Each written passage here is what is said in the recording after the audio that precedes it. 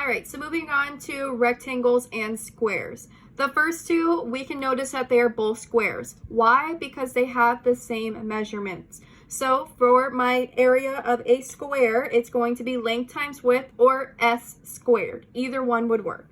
So we have area equals length times width. We have 6 times 6, which is 36. We are working in meters, and area is always squared. So that would be our quick answer for a square. For number 2, we have area equals, I'll use the other formula, side squared. Simply meaning we're going to do 3 to the power of 2. 3 to the power of 2 is 9. We are working in inches, and it is squared. So 9 inches squared. The next two that we're going to move on to are rectangles. And they're rectangles because they have different measurements on both sides. So we have the formula length times width. We have 12 times 2. We get 24. We are working in centimeters, and it is squared. Now, if you flip these two around and said 2 times 12, you would still get 24. So as long as you are working with the numbers that are given to you, you will be fine. Let me box this up. And the last one we have here is area equals length times width. We have 8 times 3. 8 times 3 is 24. We are working in feet, and the measurement is squared. So that is rectangles and squares. I want to move on to trapezoids. Those probably are the most challenging one. So I'm going to do 3 of those to make sure you guys get them. Now remember, for trapezoid, the formula is area equals, move it over some more so you can see it. Area equals 1/2 height times base 1 plus base 2. So for that, the 4 right here would be considered my height. So I'll put an H here. The 6 at the top is considered my base 1, and the 8 at the bottom is considered my base 2.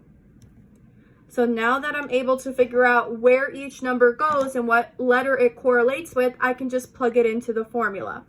So we have area equals 1/2. My height is 4.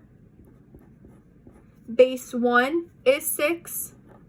Base 2 is 8. The first thing that we need to do here is add the 6 and the 8 together. We have 1/2, 4, 6 plus 8, we get 14.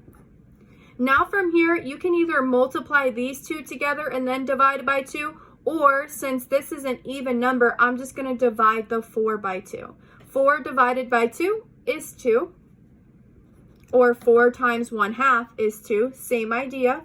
So we have 4 divided by 1/2 is 2. So now I'm going to bring down 2 times 14. 2 times 14 is 28. We are working in meters, and it is squared. All right, let's try the next one. 10 is considered my height. 12 is my base 1, and 14 is my base 2. Again, just plug in the numbers correlating with the letters. So 1/2 height, base 1 plus base 2. So we have 1/2. My height is 10. Base 1 is 12. And base 2 is 14. Again, the first thing that we need to do is add 12 plus 14. So bring down the rest of the problem. 12 plus 14 is 26. From here, I will divide 1/2 or times 1/2 by 10, or do 10 divided by 2. 10 divided by 2 is 5. 5 times 26. I'm going to do this work off to the side. So we have 26 and we have 5. 6 times 5 is 30. 5 times 2 is 10, plus 3 is 13. So I end up with 130. We're working in inches, and it is going to be squared. Box that in, and we are good to go. The last one I have here, again, fill in what each letter would stand for. The height is here, base 1, base 2. So we have area equals 1/2 times height times base 1 plus base 2. Move it over so you guys can see a little better. 1/2, my height is 6, base 1 is 9, and base 2 is 5.